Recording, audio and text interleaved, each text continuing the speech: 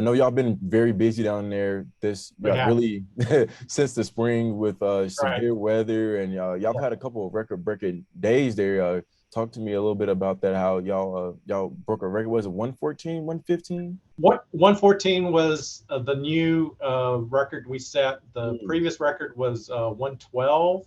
Oh my That God. was the all-time record high for San Angelo. Oh And my so word. yeah, so last week we set a new all-time record, 114, and Mhm. then we tied it, and so it's still 114. Oh my word. And so yeah, it's been extremely hot. Right.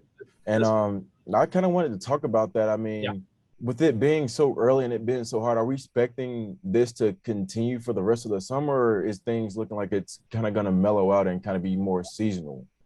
Yeah, so we are looking at some changes in the weather patterns where it Mhm. looks like the upper level ridge of high pressure that's been dominating this Right. part of the state is going to modify just enough to let in some moisture and some Mhm. rain chances as early as this weekend into the next week, and so Right. that just increase in cloud cover will help with the temperatures. Oh boy. Plus, yeah, any rain chances Anything also else? help bring down the temperatures. Mhm. The downside was when we had the excessive heat, we had quite a bit of severe weather go Right. with it, and so a lot of it was wind damage. We saw Mhm. storms in the Big Country region, Yeah, up in all the way up the down to the Hill Hollywood. Country. Mhm. Yeah, where lots of damaging winds because of the extreme heat. It caused a lot of microbursts to Mhm. develop with these storms because it was so hot. And so, especially when we got Right. to like 114, I'm like, yeah, I wasn't surprised when we got all the severe, at least the Severe wind damage weather. associated with the severe Mhm. weather.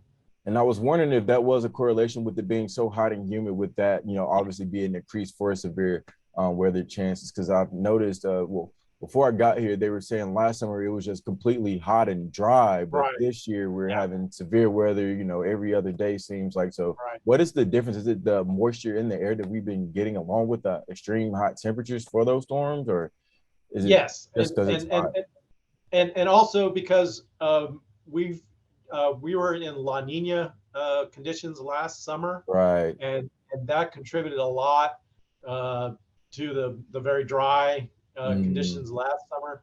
So right. now that we're now into the El Nino phase of the El Nino Southern Oscillation, then that's allowing a little bit more moisture Right. into the area, and I think that's contributing to why we saw severe weather that normally we see in April and May extend into Right. I'm June. like, And golly, so I I didn't think think, it would last that yeah, long. right. And so I was looking forward to, severe weather wrapping up, uh, at the end of May, and Right. instead we were dealing with it as late as last week. And so, Mm, yeah, so this definitely is a change in the weather pattern, and I think it has a lot to do with the transition from La Nina to El Nino okay. since last summer compared to this summer, and now that we are going now that we are into the El Nino phase of the ENSO Mm, cycle, it looks like as we go into the winter months, we're going to be seeing wetter and cooler temperatures for the winter. But okay. that's months It's a little months downhill, away. way away away. We Right, got to and get through so until then, this whole we're summer. going to be dealing with the hot and dry conditions. Right, right. So with the severe weather that we've been having, and getting into the peak heating season for the rest of the summer, are we anticipating less severe weather events, or more with this red shifting out and we're kind of leveling off with the temperatures? Are we looking at the end of severe weather season for West Texas, or is that never really ending here with the way things are looking? Yes and no, because it seems like during the summer we still get some thunderstorms, Hmm.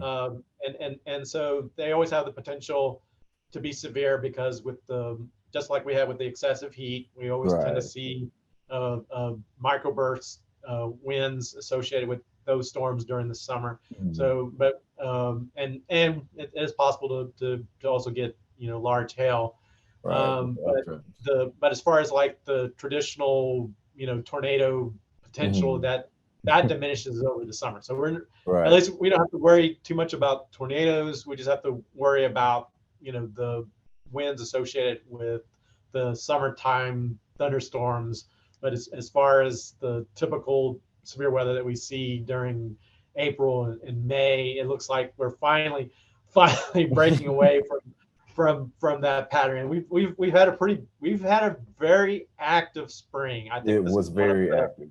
I one of mean, the most active springs that we've seen in West Central Texas in quite a while. do know we do have a lot of farmers and agriculture in this part of the part of Texas. So, can you give them like any tips or heads up on just how to manage things while it's been hot and dry recently?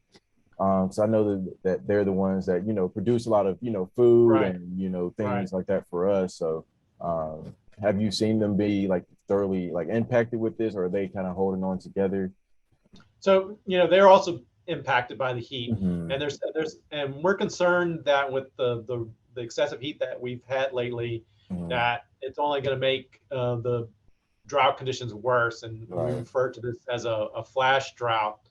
Okay. And so when we have these very hot and dry conditions over a short period of time, Mm. it can impact agriculture, and so they have to take actions in order to whether it's their crops or livestock, make Mm. sure that they can irrigate their crops, and then I know like I heard a story about like in Fort Worth they were instead of doing the daily walks for the cattle, they Hmm. stopped doing that. And so Right. I was like, yeah, those are things that they normally do, and so Mm. Because because it's of the so heat, hot. they're having to stop that because Right. it's too hot for livestock and Mm. animals to be doing those activities, especially during the afternoon.